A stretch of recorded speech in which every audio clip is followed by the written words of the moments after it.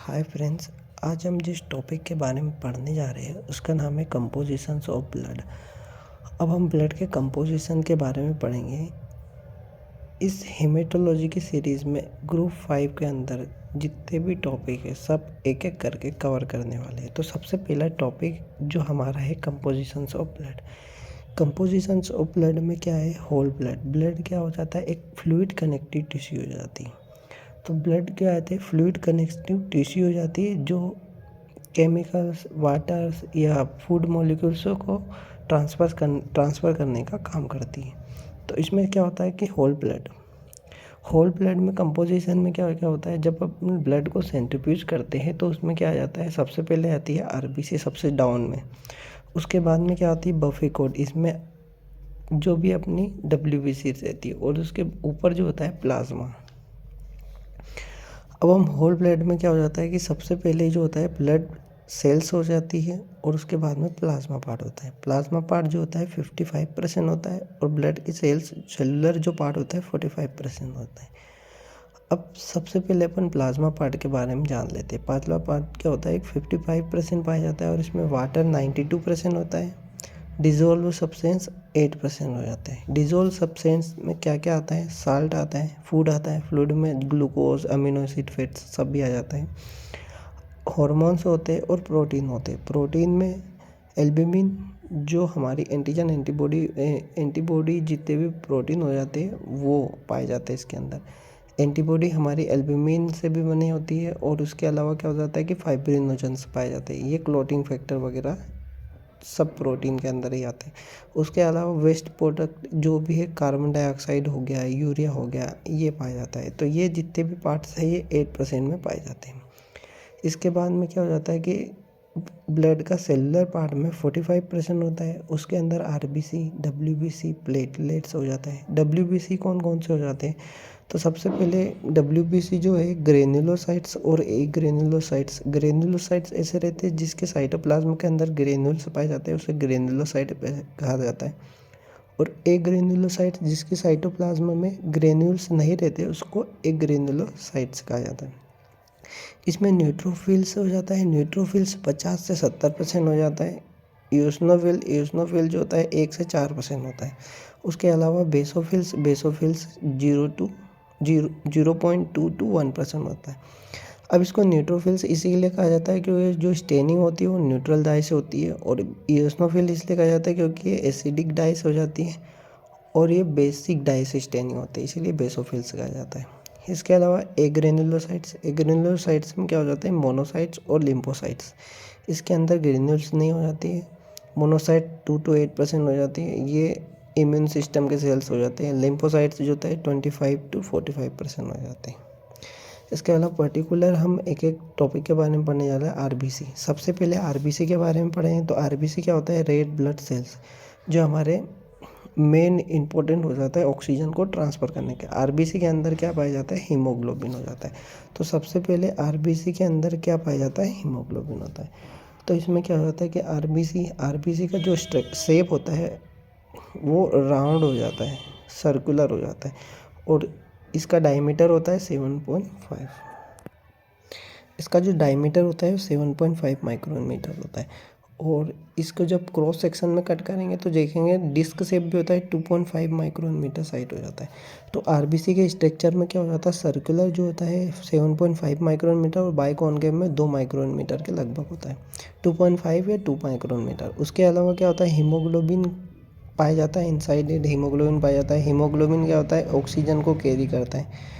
95% जो dry wait रहता है आरबीसी का वो हीमोग्लोबिन के कारण रहता है। जो न्यूक्लियस इसमें नहीं होता है, ना न्यूक्लियस होता है, ना ही कोई ऐसी ऑर्गेनल्स पाया जाता है इसके अंदर। जो एंडोप्लाज्मिक रेटिकुलम हो गया, राइबोसोम्स हो गया, सेंट्रियोल हो गया, माइटोकॉन्ड्रिया, ये कुछ भी नहीं होती। इसके अलावा ये क्या होता रहता है कि अगर एंडोप्लाज्मिक रेटिकुलम, न्यूक्लियस नहीं होता है, ये प्रोटीन सिंथेसिस नहीं करता है, तो ये जो एनर्जी मिलती है इसको टोटली ग्लूकोज से मिलती है, क्योंकि ग्लूकोज जो होता है वो साइटोप्लाज्म के अंदर उसकी ग्लाइकोलाइसिस की साइकिल चलती है इसके कारण। तो लाइफ साइकिल जो रहती है आरबीसी की वो 120 डेज हो जाती है सर्कुलेशन में।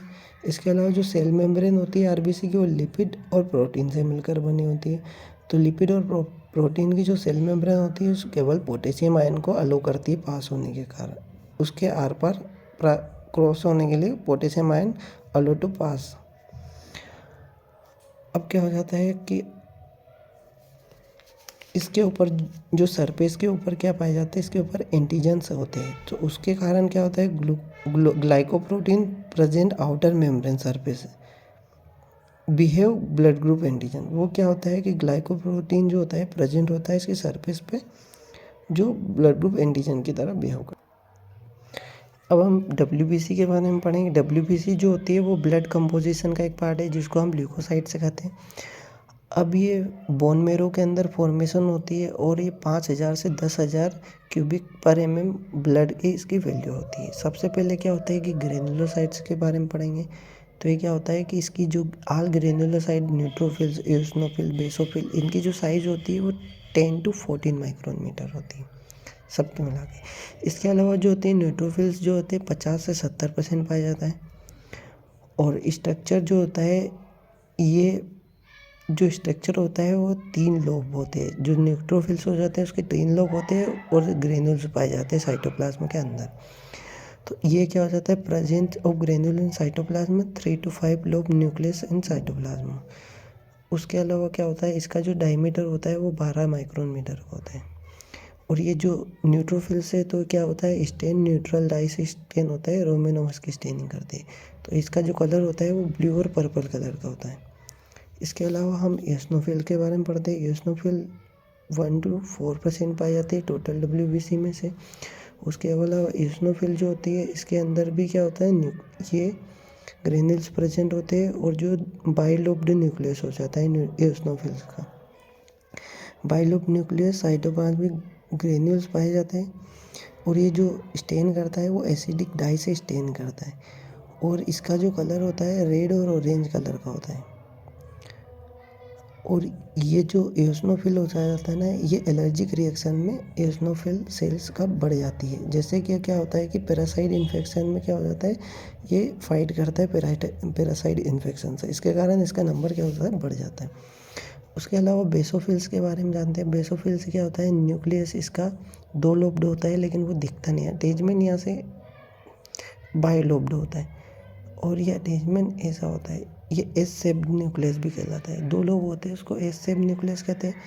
तो इसमें जो होते हैं इसके ग्रेन्यूल्स छोटे छोटे होते हैं, स्मॉल ग्रेन्यूल्स हो जाते हैं।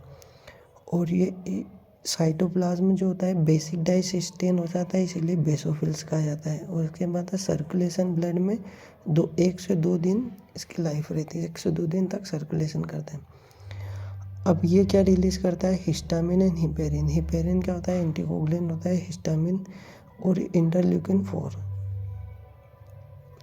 जो इंटरल्यूकिन 4 वगैरह जो रिलीज करता है वो एलर्जिक रिएक्शन में हेल्प करता है। उसके अलावा मोनोसाइट की जो साइज रहती है 12 से 20 माइक्रोन मीटर होती है। इसमें इसके साइटोप्लाज्म के अंदर ग्रेन्यूल्स प्रेजेंट नहीं रहते। उसके अलावा जो किडनी शेप्ड पाया जाता है। इसकी